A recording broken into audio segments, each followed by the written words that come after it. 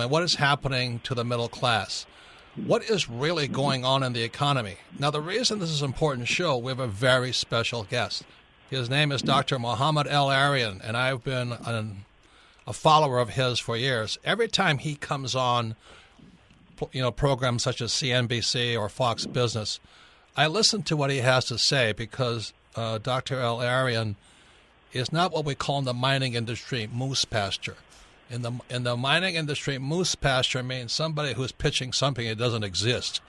So every time Dr. El-Erian speaks, I listen because he's not really pitching something.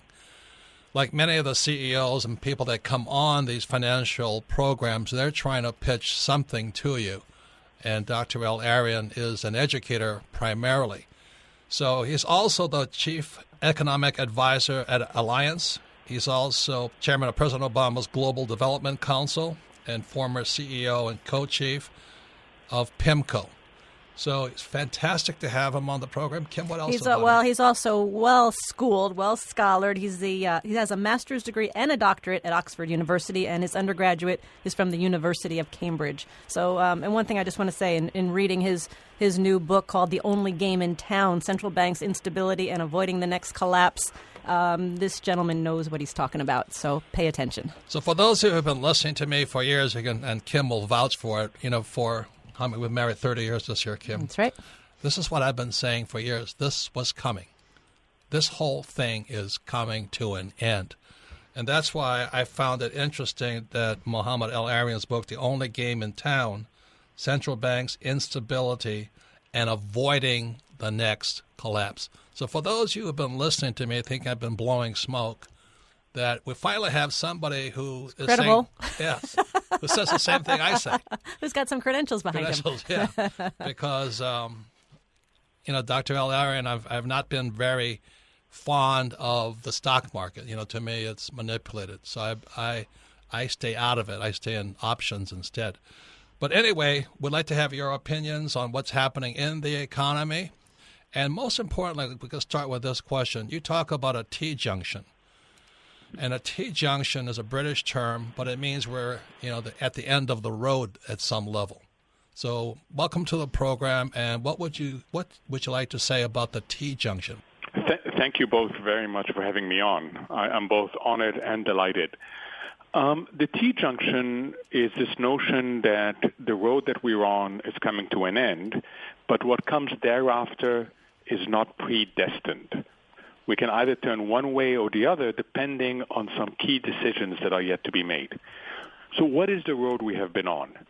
It's basically characterized by two big things. One is the ability to generate relatively stable economic growth. It hasn't been great, but at least it has been positive. And two is the ability of central banks to decouple the financial markets from a not particularly exciting economy and their ability to repress financial volatility. What does that mean to a person like me? So to a person like you, think about it. The economic growth hasn't been great.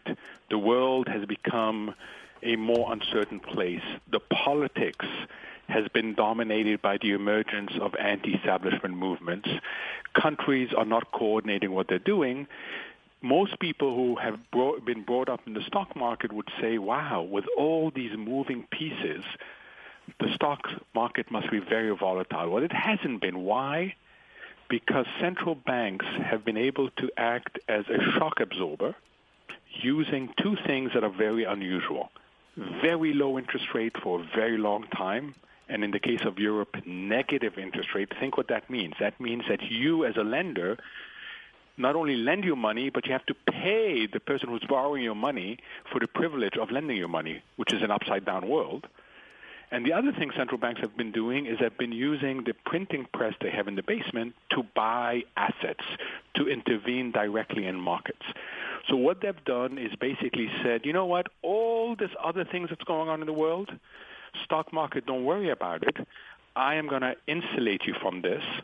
But unfortunately, their ability to do so is coming to an end. Now, this is the big point here because Bernie Sanders, I'm not Republican or Democrat, but Bernie Sanders says wealth and income inequality is the greatest moral crisis facing America and the world today. And you address this head on in your book, is that is the real danger, is that the gap between the rich and everybody else is getting so wide now. The T-Junction means we better make changes now or pay the price. Is that basically what you're saying? Correct. So income inequality is one of several factors that signals why it is that we cannot continue for a long time on this road. And it's not just Bernie Sanders. Other presidential candidates, including Donald Trump, including Hillary Clinton, have brought this issue. Why? Because it's no longer just about inequality of income and wealth. It has become also about inequality of opportunity. And the minute you mention inequality of opportunity, you start touching on something that's very important to America, this notion that there are opportunities for people if they work hard enough. But what we have found in the last few years, that the very sharp increase in income and wealth inequality has also been associated with a decline in opportunity. The middle class is being hollowed out, and we've come to a situation that regardless of what you think of whether inequality is good or bad, it has become an economic problem.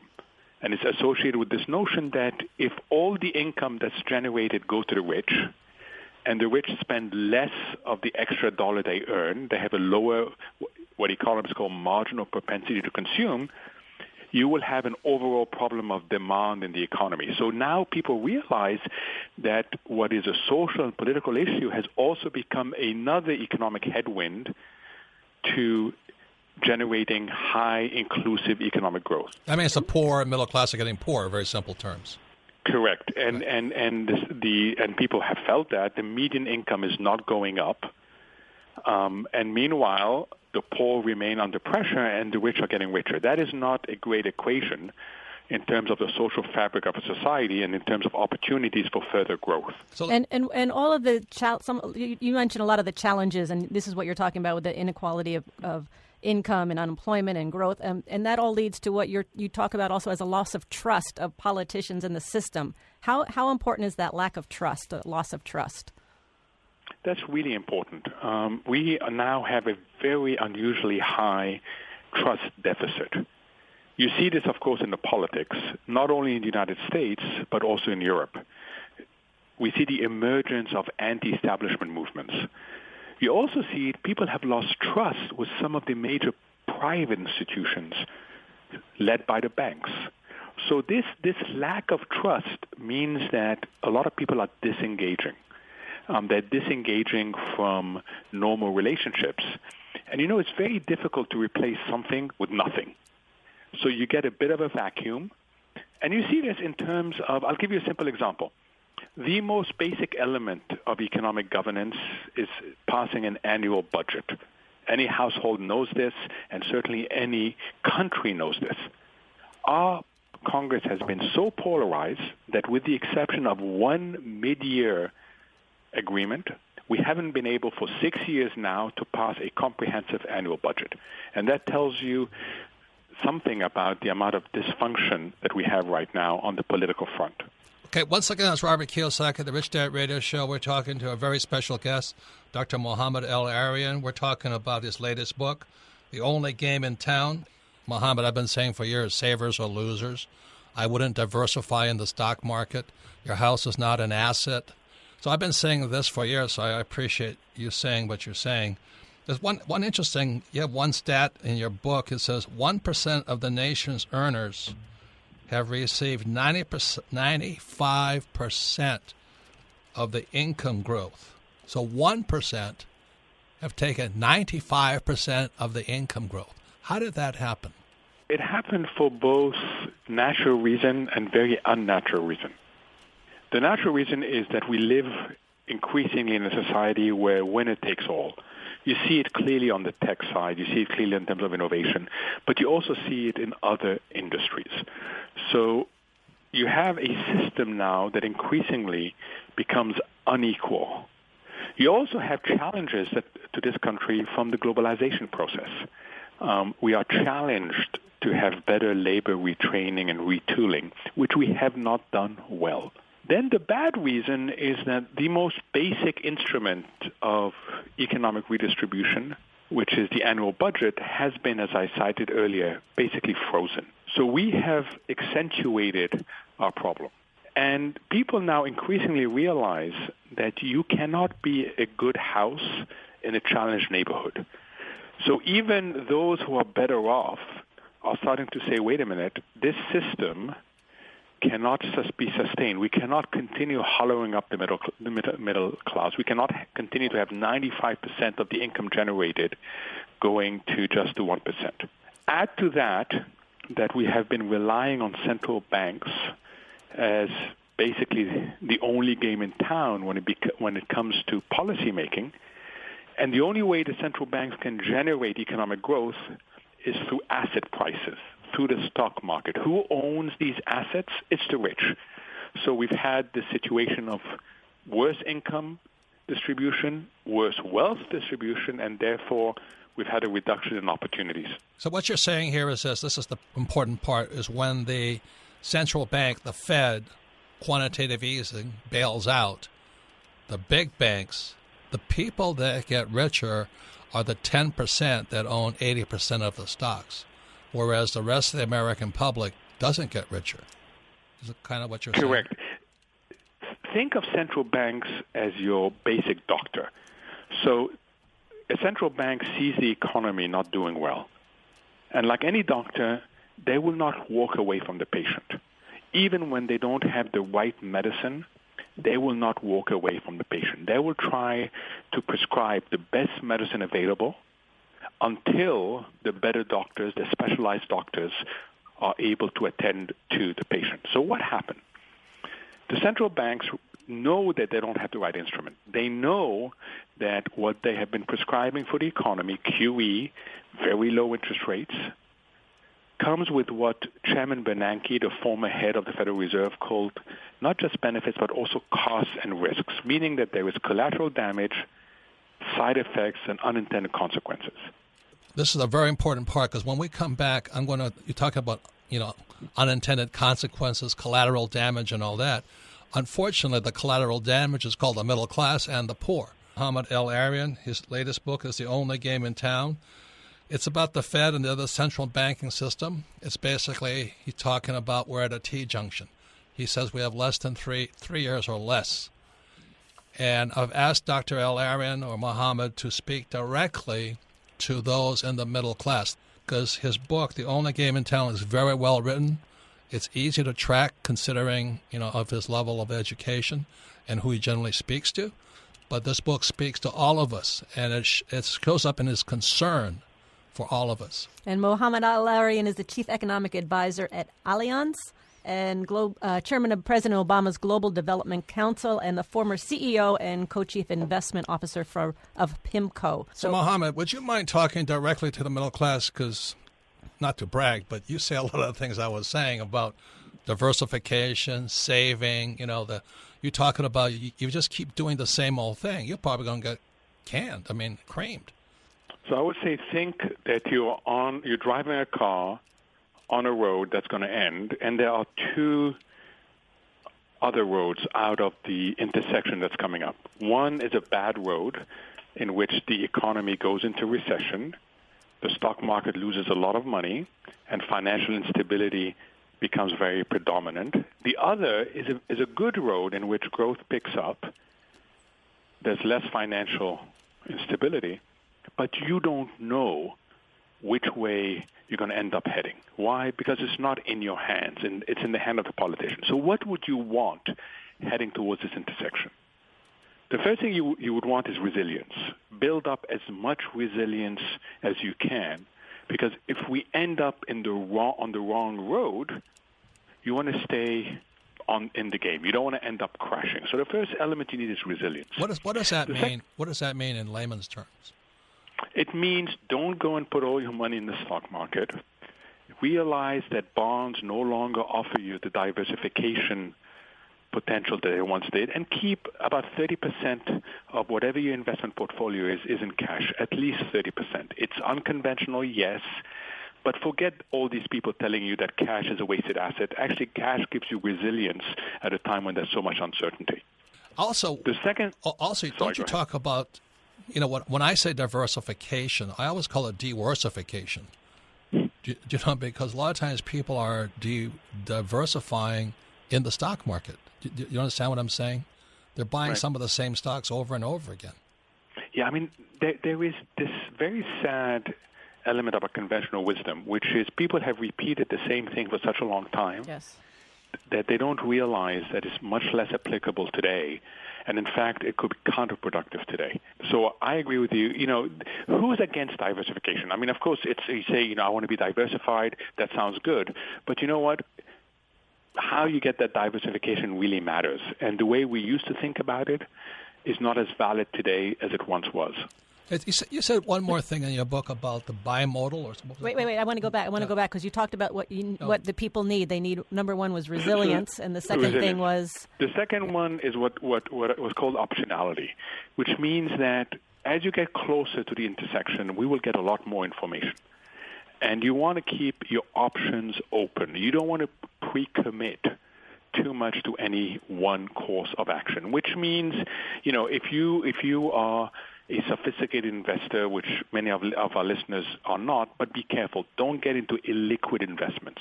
Don't get into situations where it's very difficult to change your mind. But the third element, which is as important as resilience, is agility. It's having the ability to go with the punches. Now, that speaks to a few things that we as humans tend to forget. Yes. One is, if you're a parent today, the most important thing is the education of your kids, okay? And concentrating on that is worth a hell of a lot more to your family than investing in the stock market. And I'm always amazed by the amount of people who put that element aside. Our educational system, unfortunately, is not going to provide the sorts of skills that you need unless you are very privileged.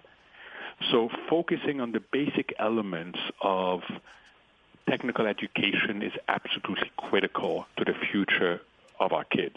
You want them to have the agility to adapt to a world that's changing very quickly. I can give you example after example of how quickly this world changes, and it makes you realize that having this agility is going to be really important for people to be able to navigate what's ahead. And you talk in your book to that point, and this is, I think, part of the problem for some people is that these changes come, and some people just, they have a blind spot. They don't even see it, and so they ignore it. Some see it, but they get paralyzed by it. And then those who do see it and act are the ones that succeed. Right.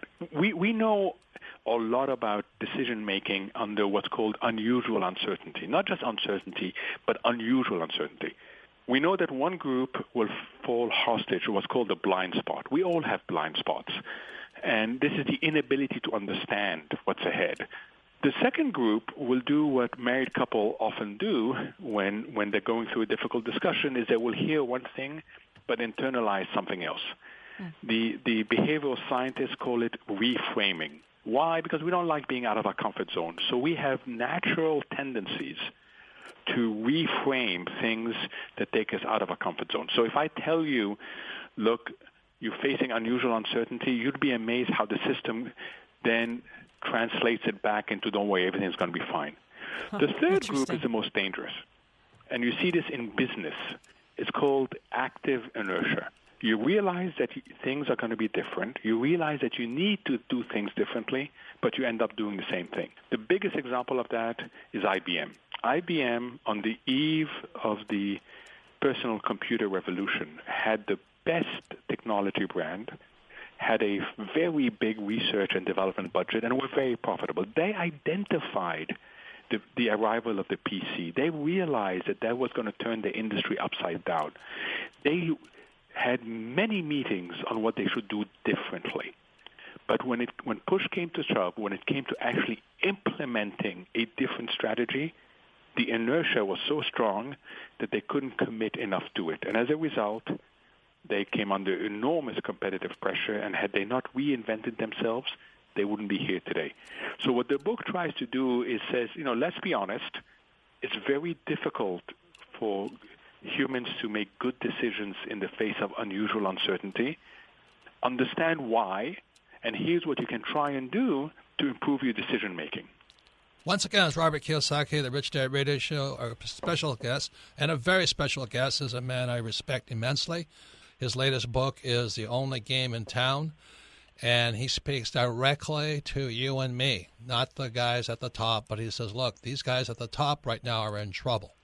That means you and I, at the kind of the bottom of the totem pole, have got to do something differently. You quote Mike Tyson, he says, everyone has a plan until they get punched in the mouth. And that's what I'm saying to most of my friends and all this. So just because I'm doing something and all this, don't follow what I'm doing because I'm just like you. I'm like a boxer right now, dodging punches out there in the ring. I don't know which way it's going to come. So that's why we have Dr. El-Erian, Mohamed, and I really appreciate you talking to us. Let me ask you this question, okay? If you were poor right now, and poor is probably under $50K a year, what would you say to them? I would say to them that this is a really tough environment, and my heart goes out to you because not only do you not have much emergency cash, but you're not generating enough income to build up enough of a cushion really quickly. So your initial conditions, as it's called, are very difficult. So basic elements become really important. Don't take too much risk. Save as much as you can. Ask the question, how is the industry that I'm going to be in likely to be disrupted? Disruption is a big, big thing right now. And industry after industry is being disrupted. So understand the mechanics of what's ahead for you. Well, that's what Tyson talks about. You have a plan, everything's fine until you get a punch. Like my dad, he was a PhD. He lost his job. He didn't know what to do. He didn't expect to get fired. We growing up were a family in which my mother wasn't working. We depended on my father. There were 3 kids in school and university, and my father suddenly died of a heart attack. And we had to find a way to, bounce back up. That's the punch in the mouth. Luckily my father had invested in our education, so it was a question of just continuing and finishing this because it was so important. But I sympathize a lot. Things go wrong, so you want to build up as much resilience as you can. And you also want to understand what's around you. We tend to want to blame things, right? Well, blaming is understandable, but it actually doesn't help you in trying to figure out what you should do about this. There is no reason why we should all be victims. I keep on telling people, sort of understand the changes around you, embrace that you need a different mindset, and keep on going forward. Amen. So once again, it's Robert Kiyosaki, the Rich Dad Radio Show. Our guest today is Dr. Mohamed El-Erian. His book is The Only Game in Town, Central Bank's Instability and Avoiding the Next Collapse. And the collapse he's talking about is within the next 3 years. So that's why we're talking to you, and I love what you're saying, is you've got to be prepared for the unexpected. We don't know what might happen, right, Kim? Well, that is why the Rich Dad Company was created. It was about education, and Mohamed, you even say in your book that one of the keys is this: you have to be self-invested to keep up with what's happening, and it's enhanced by education. You got to keep getting educated. .com, and again, the reason we archive them is because repetition is how we learn. I strongly recommend or encourage you to listen to this program one more time, but also include your family, friends, and business associates to listen to it, because our very special guest today is Dr. Mohamed El-Erian. In case you've been living under a rock and don't know who he is, it's because he's one of the few people on Bubble Vision, CNBC, and those guys that I actually listen to. He's not really promoting something. He's an educator. So Dr. El-Erian is talking about his latest book, The Only Game in Town, Central Banks, Instability, and key words here, Avoiding the Next Collapse. And he talks about the economy of the world is at a T-Junction, and he states in his book, we have 3 years or less. And it's the fork in the road. It's called a bifurcation also. Any comments? Mohamed El-Erian also, he works with the banks. He works with Wall Street. He works with the White House. He works with the global economy. So this is not just somebody who wrote a book. He was also the CEO of PIMCO, a major investment firm. So pay attention. And the reason I love his book, The Only Game in Town, is because Mohamed is speaking to all of us. He's very, very concerned what's happening to the middle class and the poor. The rich, as you know, are doing extremely well. And part of that reason they're doing well is because every time the Fed is accommodative, or called a Greenspan put and all this, when they bail out Wall Street, it actually makes the rich richer, but it makes the poor and middle class poorer. And so that's why, when in 1970, when I graduated from college, I got a 15% interest on my money. Today, they're now charging you money to hold your money. So why would you save money? Let me ask this quick question. What does negative interest rates mean? What does that mean? So the notion of negative interest rates is that when whoever lends money, the creditor, instead of receiving interest, pays interest. I know it sounds absurd, so let me give you two facts. Fact number one, two very important central banks, the European Central Bank and the Bank of Japan, have taken their own interest rates negative. Fact number two, about 30% of government debt, that is bonds issued by governments around the world, about 30% now trades at negative interest rates. So something that doesn't feature anywhere in an economic textbook has become reality in Europe and in Japan. And is the likelihood that that's going to happen in America? I think the likelihood of it happening here is very small, very, very small. Why? Because we're starting to see the damage that's created by negative interest rates. That's my question. What is happening with that negative rate? So a few things are happening, and they'll come as no surprise. What's the hottest selling product in Japan today? Safes. A safe that you can keep at home. Why? Because people would rather keep their cash in their safe at home than pay their bank to have a deposit. Two, we rely on certain long-term financial promises, our pensions, our ability to insure our life. These are all long-term promises. Well, companies are less able to now make these long-term promises and deliver on them. And that means the average person is worse off. Three, I can go on and on and on. The minute you start charging negative interest rate, the political system gets interested in you. What do you mean you have negative interest rates? And you have now the Bank of Japan and the European Central Bank under tremendous political scrutiny. So there are lots of unintended consequences. Now, why are they doing it? It's not because they're stupid. It's because that's the only thing that they can do right now. But why negative? What is the advantage of going negative? Does it inspire people like me to borrow more? Well, so when they go negative, you say, you know what, this is absurd. I'm going to go buy stocks because at least stocks aren't negative. As you buy stocks, you push the prices of the stock market up. As you push the prices of the stock market up, other people open their statements every month and think, wow, I am now rich. So what are they supposed to do?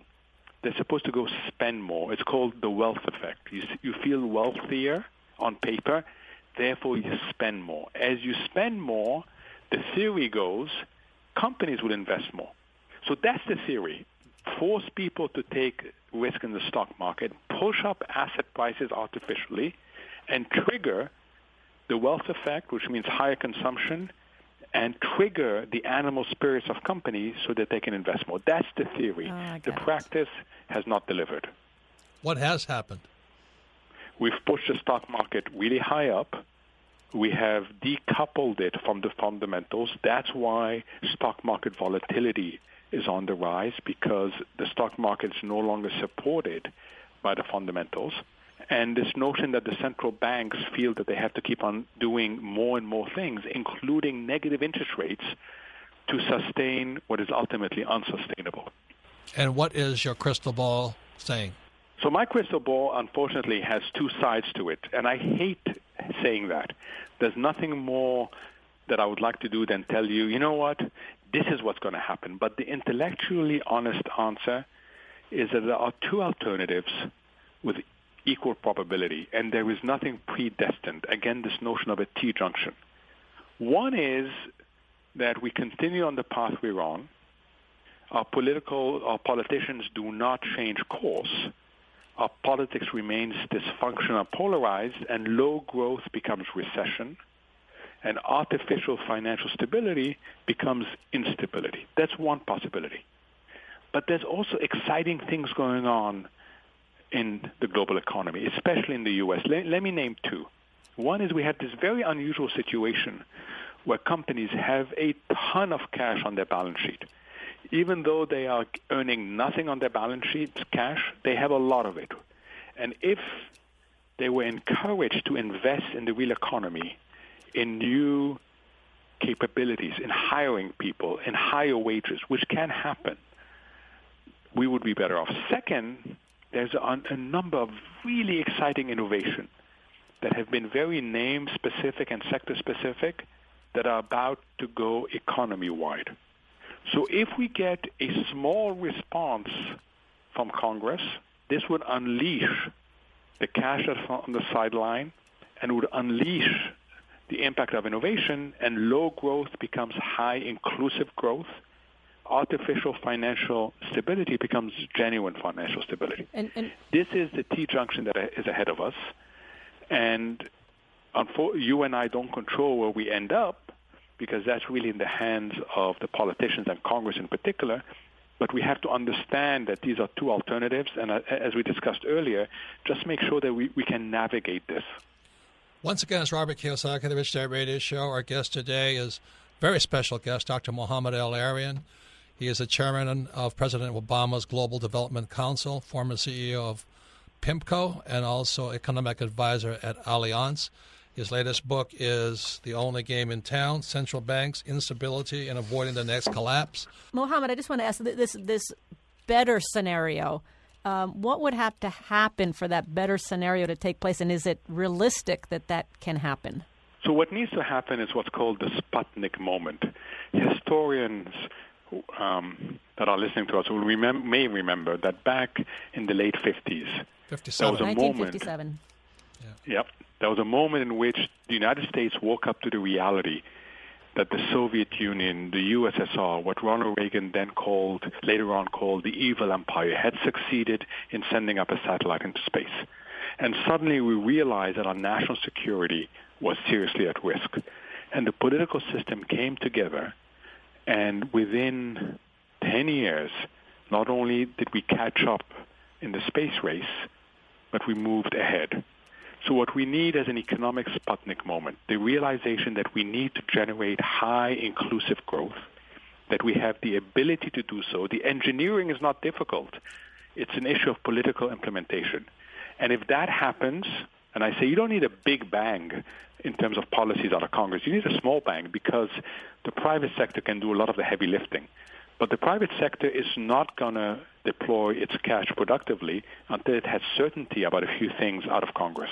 Are you able to say what you think the technological change you see coming? So the biggest technological change is the enabling of the individual, which means that nothing is secure. Let me give you a simple example that I use in the book. The Hilton Corporation, they took 100 years to deliver 700,000 rooms to their customers around the world. 100 years, 700,000 rooms. Airbnb, with no expertise in hotels, they've never built a hotel, they've never managed a hotel. Airbnb, in 6 years, not 100, 6 years, delivered not 700,000 rooms, but 1 million rooms. Why? Because they understood a few things. They understood the power of technology. They understood that there's a lot of existing assets that are being underutilized, like Uber, same thing. And they understood that we as individuals, their clients, like to get the notion that we control more of our destiny. And through that simple realization of these three things, they are now disrupting a whole industry. Same thing with Uber for the taxi. Same thing with Rent the Runway for department stores. And we are seeing this enabling those who understand that if you enable individuals to live more of a self-directed life, you can disrupt existing business models like you could never before. And I think that is both an amazing thing, but it's also a frightening thing if you're being disrupted. Right. If you're Hilton, you're not too happy about Airbnb right now. But anyway, a final question. I really thank you for your candidness, and I'll put you on the spot. Right now we have 3 guys, one woman and 2 men running for office. Do you lean in any one direction? Because I'm an economist, I spend a lot of time asking the question, who so far has presented the most coherent economic plan?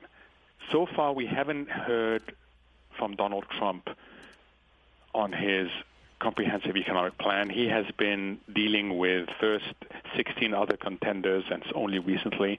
So it's been a very noisy element on the Republican side. We haven't yet seen full position papers. And the only candidate that has put those full position papers out there is Hillary Clinton. There's been a lot of thought that has gone into them. They're very coherent. If you read them, as I have done, because I'm very interested in the economics of the political system, they are well-researched documents on that. So I look forward to the other candidates putting forward what they see as the coherent plans. But right now, Hillary Clinton is the one candidate that has done that. And what do you think about Bernie's plan of just giving everybody everything? For free. So I think that it's popular. His insight, and by the way, it's not just him. Ironically, he and Donald Trump share a lot of common platforms. I agree, in identifying 100% problems. I agree in identifying problems. And the thing that I identify most is the marginalization of people, is that society is leaving people behind. Yes. Now, they have different solutions to that, but they identify the problem that we have hollowed out the middle class, that the poor are coming under enormous pressure, and that the rich have gotten too much of the income and the wealth gains. And both sides realize this, and they just offer different solutions. So I have one final question, Mohamed. At Rich Dad, we talk a lot about encourage people to become entrepreneurs, start their own business, and you talk about Airbnb and Uber. Given the scenario of the future of the economy, is entrepreneurship a viable way to take control, to succeed in this environment? Not only is it viable, but it is the most viable that it's been at any time. I think what's really, really exciting, and I go back to that, is the empowerment of the individual. And people who understand that and become entrepreneurs and try and understand basically what is missing. Uber, I take the example of Uber, a very, very simple realization that most people hardly use their cars, right? So if you can incentivize people to use their cars to provide rides to others, you have an incredibly powerful proposition. Why? Because a lot of us are fed up of how we get treated by taxi cabs. So if you can provide me with the ability to use your car, and you can do this in a way that connects us efficiently, then you make me better off, you make more cars available. It's good for the environment. Yes, is it hard on taxi drivers? Absolutely. But even today, you'd be amazed how many taxi drivers have signed up to be part of Uber. Once again, Mohamed, thank you very much. Thank you. Fascinating. I appreciate you're a gentleman and a scholar. And once again, everybody, please take the opportunity to read his book, The Only Game in Town. I think it's crucial, as you say, we're at a T-Junction, and it's up to us, which all of our programs are archived at richdadradio.com.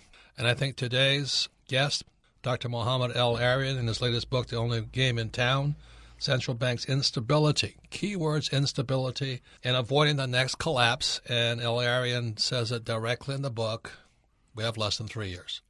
So I've been saying this for years. I mean, Kim gets tired of me talking about it. No, I don't. But, savers are losers. The stock market you're going to take a hit right there, and your job security is gone.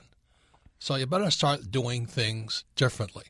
And for your family and your future, I would read this book. Any comments, Kim? Yeah, El-Erian talked about the different psychological makeups of people. And when change happens, people want to go to what's comfortable. So some people don't even see the change. They won't even acknowledge it and they ignore it.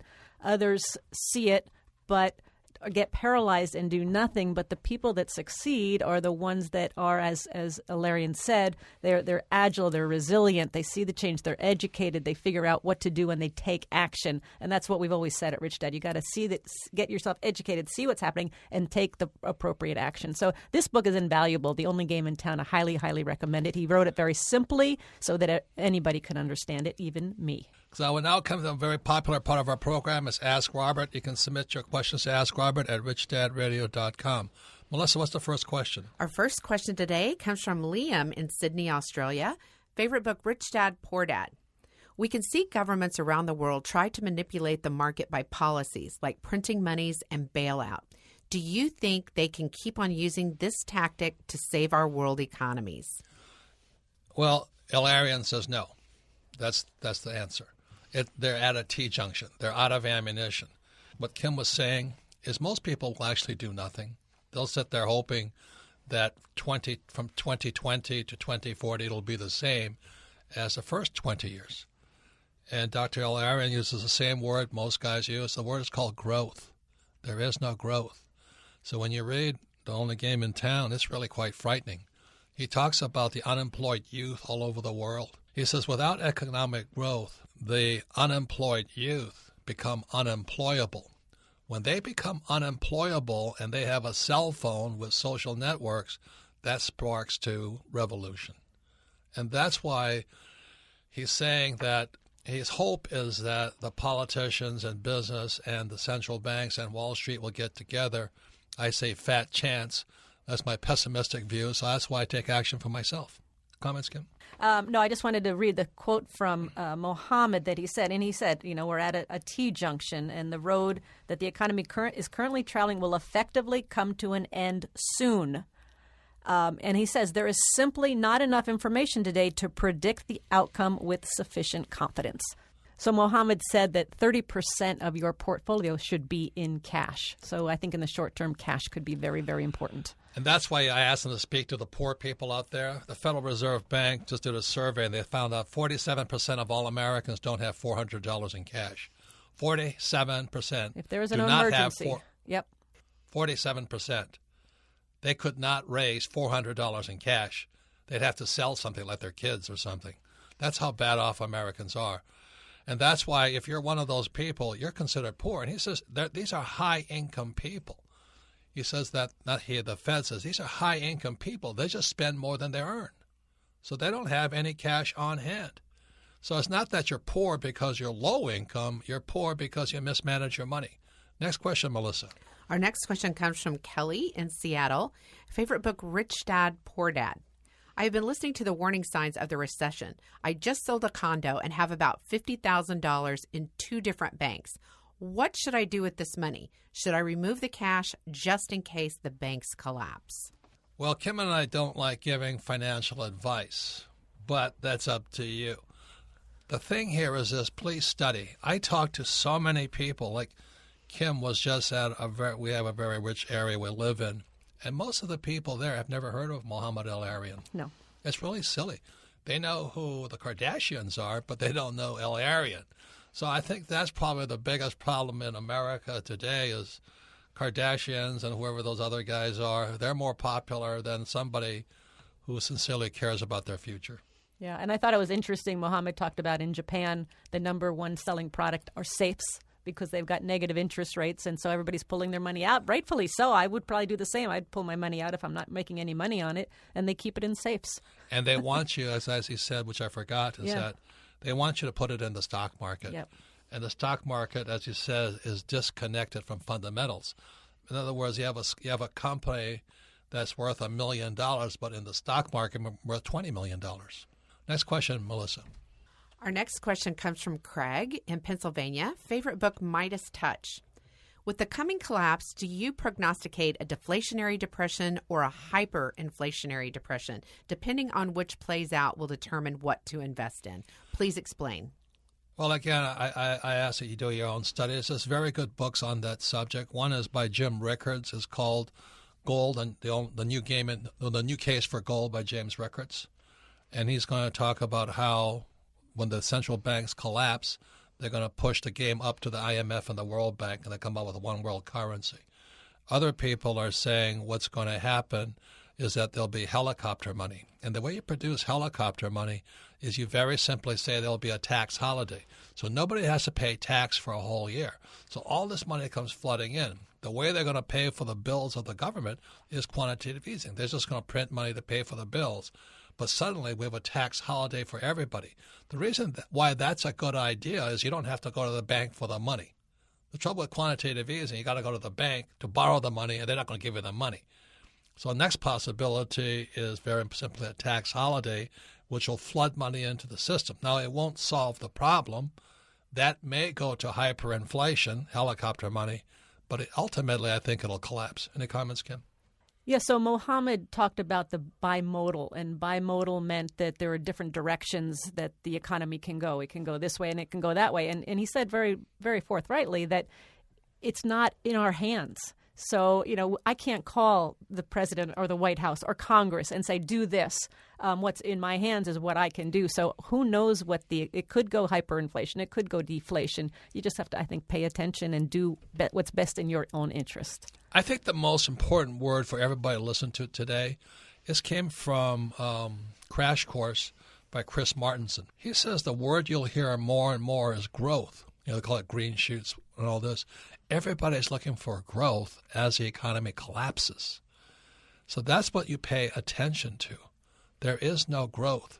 And that's why what El-Erian talks about is that we're going to have a generation of unemployed youth to a generation of unemployable adults. And they all have cell phones. And you think we have rioting in the streets today? That's what's going to happen if we don't get our stuff together. And personally, I'm being a pessimist and an optimist. I don't think they're going to get it together.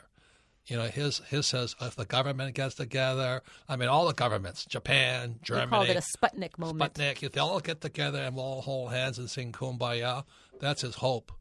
I'm not that optimistic.